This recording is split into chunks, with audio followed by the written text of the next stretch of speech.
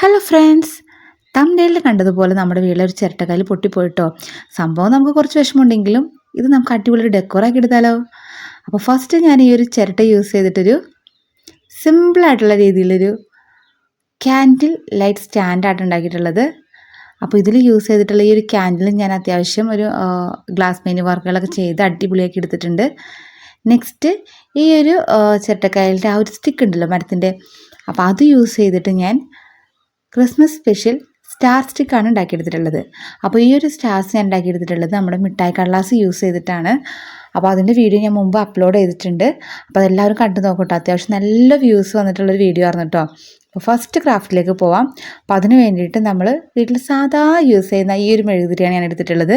അപ്പോൾ ഇതിന് പകരം നിങ്ങൾക്ക് കുറച്ചും കൂടി തടി കൂടിയ ആ ഒരു ടൈപ്പ് മെഴുകുതിരി എടുക്കുകയാണെങ്കിൽ നമ്മുടെ ഗ്ലാസ് പെയിൻറ്റിംഗ് വർക്കൊക്കെ കുറച്ചും കൂടി പ്രൊജക്റ്റ് ചെയ്ത് നമുക്ക് കാണാൻ പറ്റും കേട്ടോ. അപ്പോൾ ഗോൾഡൻ കളറിലുള്ള ഗ്ലാസ് ലൈനർ യൂസ് ചെയ്തിട്ട് നമുക്ക് ഇഷ്ടമുള്ള രീതിയിൽ ഇതുപോലെ കുറച്ച് ഡിസൈൻസൊക്കെ ഒന്ന് ഇട്ട് കൊടുക്കാം കേട്ടോ.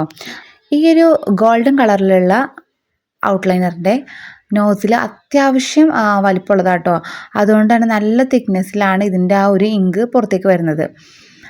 അപ്പോൾ ഈ ഒരു തിക്നെസ്സിൽ വരുന്നത് കൊണ്ട് തന്നെ നമുക്ക് നല്ല രീതിയിൽ ഈ ഒരു ഗ്ലാസ് പെയിൻറ്റിംഗ് വർക്ക് ഈ ഒരു മെഴുകുതിരിയിൽ ചെയ്തെടുക്കാൻ പറ്റിയിട്ടുണ്ട് കേട്ടോ. ചെറിയ നോസിലുള്ള ഗ്ലാസ് ലൈനേഴ്സാണ് നിങ്ങൾ യൂസ് ചെയ്യുന്നത് എന്നുണ്ടെങ്കിൽ ഒരു കോട്ട് അപ്ലൈ ചെയ്ത് ഡ്രൈ ആയതിനു ശേഷം വീണ്ടും ഈ ഒരു ഡിസൈൻസ് തന്നെ മുകളിലൂടെ ഒന്ന് റീഅപ്ലൈ ചെയ്യണം കേട്ടോ.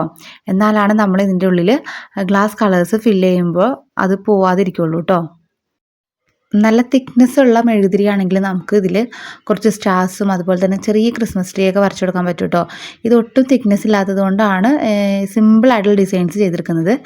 ഫൈനലി ഞാൻ ഇതുപോലെ കുറച്ച് സർക്കിൾസും കൂടി ആഡ് ചെയ്ത് കൊടുക്കുന്നുണ്ട്.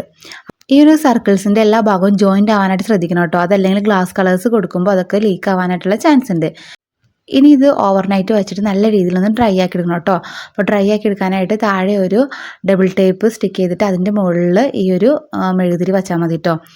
ഇനി നല്ല രീതിയിൽ ഡ്രൈ ആയതിനു ശേഷം നമുക്കിതിലേക്ക് ഗ്ലാസ് കളേഴ്സ് ഒന്ന് അപ്ലൈ ചെയ്ത് കൊടുക്കാം. അപ്പോൾ ഫസ്റ്റ് ഞാൻ എടുത്തിട്ടുള്ളത് റെഡ് കളറാട്ടോ.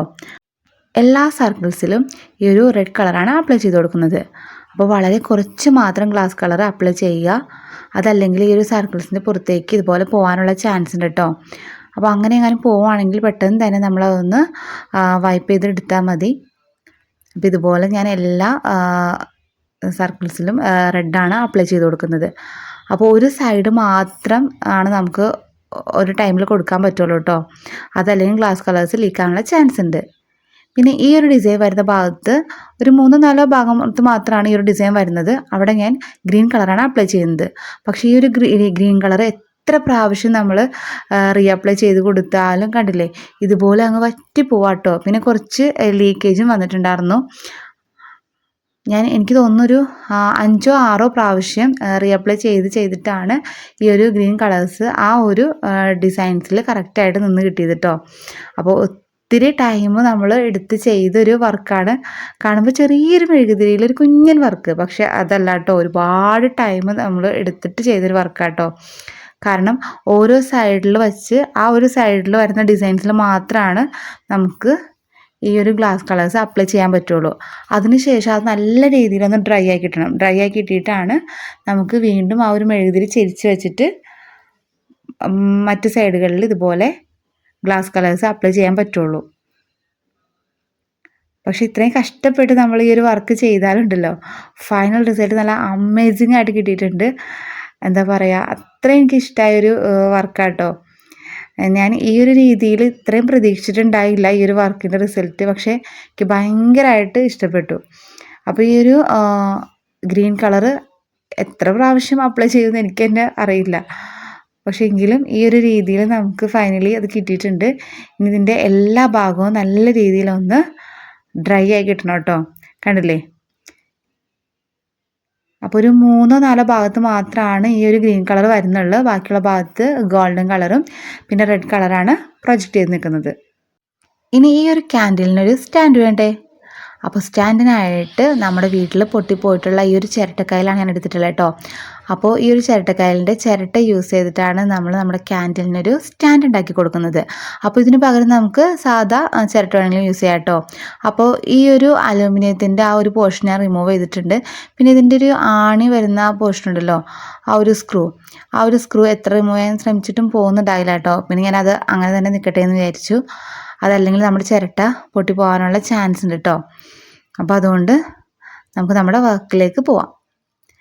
അപ്പോൾ ഇതിന് ഞാൻ ഡിസൈൻ കൊടുക്കുന്നത് ഗ്ലൂ ഗൺ യൂസ് ചെയ്തിട്ടാണ്. അപ്പോൾ വലിയ മഴത്തുള്ളി പോലെ ആണ് ഡിസൈൻസ് കൊടുക്കുന്നത് കേട്ടോ. ഒരു വലുത് ഒരു ചെറുത്, ഒരു വലുത് ഒരു ചെറുത്, ആ ഒരു രീതിയിൽ നമ്മുടെ ചിരട്ടയിൽ ഫുള്ളി ഇതുപോലെ കൊടുക്കുക കേട്ടോ.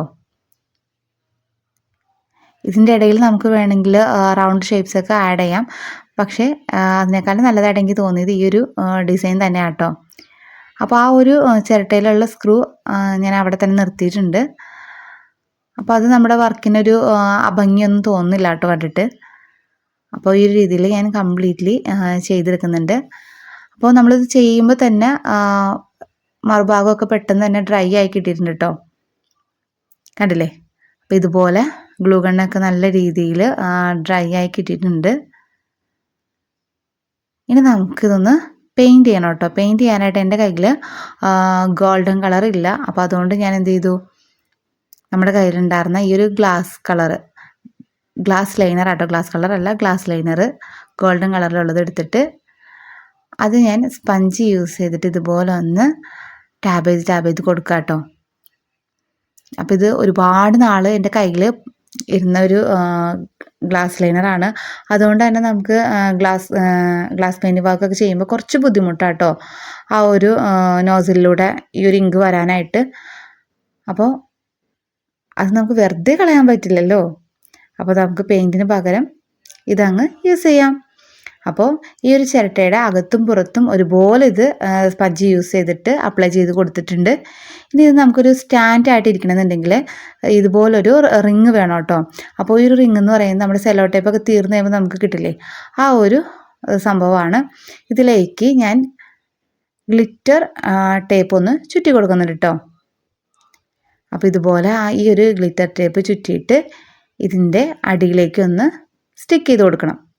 അപ്പോൾ ഇത് സ്റ്റിക്ക് ചെയ്യാനായിട്ട് ഞാൻ യൂസ് ചെയ്തിട്ടുള്ളത് നമ്മുടെ ഗ്ലൂ ഗൺ തന്നെയാണ് കേട്ടോ. അപ്പോൾ ഗ്ലൂ ഗണ്ണിന് പകരമായിട്ട് നമുക്ക് വേണമെങ്കിൽ ഫെവി ബോണ്ടും യൂസ് ചെയ്യാവുന്നതാണ്. അപ്പോൾ പെട്ടെന്ന് സ്റ്റിക്ക് ആവാൻ വേണ്ടിയിട്ടാണ് ഞാൻ ഈ ഒരു ഗ്ലൂ ഗണ്ണ് എടുത്തിട്ടുള്ളത്. അപ്പോൾ ഇത് കണ്ടില്ലേ, ഈ ഒരു റിങ്ങിലേക്ക് ചുറ്റിനും ഞാൻ ഗ്ലൂ ഗൺ അപ്ലൈ ചെയ്ത് കൊടുത്തിട്ട് ഇതുപോലെ ഒന്ന് ചിരട്ടയുടെ ബാക്കിലേക്ക് സ്റ്റിക്ക് ചെയ്ത് കൊടുക്കുന്നുണ്ട്. ഇനി നമുക്കിത് സ്റ്റാൻഡ് പോലെ ഒന്ന് വച്ച് നോക്കാം കേട്ടോ. അപ്പോൾ കറക്റ്റ് ആ ഒരു പൊസിഷനിൽ നമുക്ക് ഈ ഒരു സ്റ്റാൻഡ് ഒന്ന് വെച്ച് കൊടുക്കാം. അപ്പോൾ നമ്മുടെ ക്യാൻഡിലിൻ്റെ സ്റ്റാൻഡ് ഇവിടെ റെഡി ആയിട്ടുണ്ട്. ഇനി നമുക്ക് നമ്മുടെ ക്യാൻഡിലിൻ്റെ ബാക്കിലേക്ക് കുറച്ച് ഗ്ലൂ അപ്ലൈ ചെയ്തിട്ട് ഈ ഒരു സ്റ്റാൻഡിലൊന്ന് കുത്തി നിർത്താം കേട്ടോ. അതിന് പകരം നമ്മുടെ മെഴുക് ഒന്ന് ഉരുക്കിയിട്ട് ഒഴിച്ചാലും മതി കേട്ടോ.